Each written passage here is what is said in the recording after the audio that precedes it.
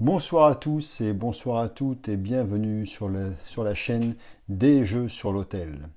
Et aujourd'hui c'est parti pour une nouvelle vidéo, en fait qui aurait dû être la première de la chaîne, puisque je vais vous faire une petite présentation de la chaîne en elle-même, plus particulièrement axée sur son titre. Alors, j'ai pas pu faire cette vidéo avant, parce que lorsque j'ai voulu filmer la vidéo précédente, celle sur le déballage de mes colis reçus, il s'est avéré que donc j'ai reçu ces deux colis le même jour où j'ai souhaité démarrer mes vidéos. Et donc je me suis dit que l'occasion était belle pour faire une première vidéo d'unboxing. Du coup, aujourd'hui, un petit retour sur ce qui se cache derrière cette chaîne des jeux sur l'hôtel.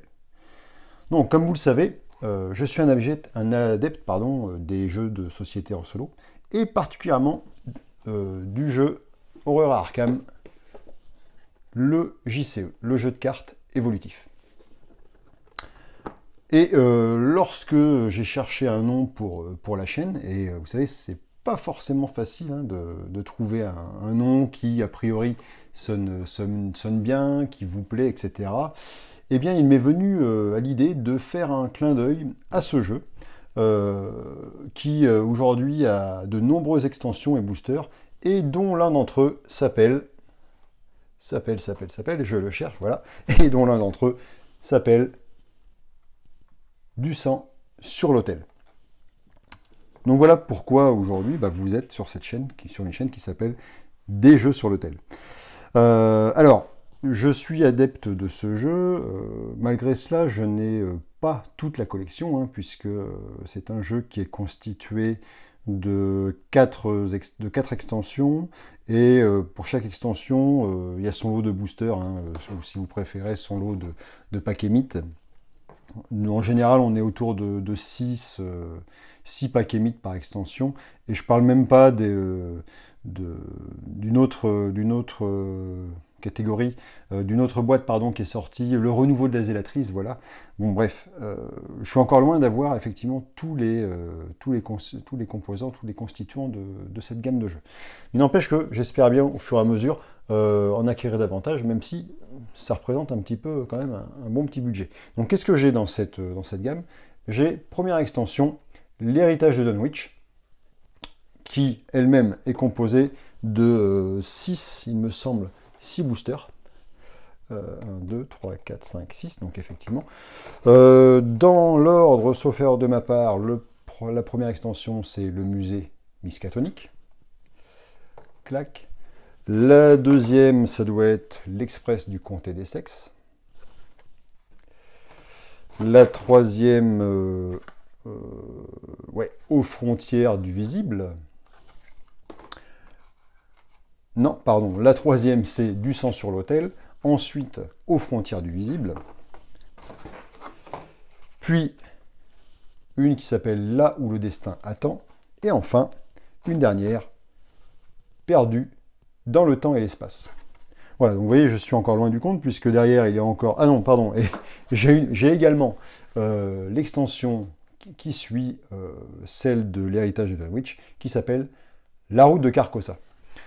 Donc je suis encore loin du compte, puisque pour la route de Carcossa, il y a encore son lot, il y a encore tout un lot de boosters, de paquets mythes, et ensuite il y a encore 2 autres extensions dont je n'ai plus forcément le nom en tête, et qui elles-mêmes ont aussi leur série de paquets mythes.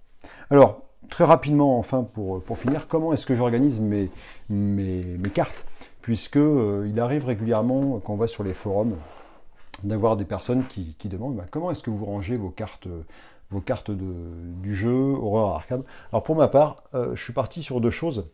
Tout d'abord, pour tout ce qui est des cartes joueurs, puisqu'il faut savoir qu'il y a plusieurs types de cartes dans ce jeu. Il y a d'une part les cartes joueurs, grâce auxquelles le joueur va constituer, son deck de jeu, avec toutes les actions, les objets, etc. qu'il va pouvoir utiliser.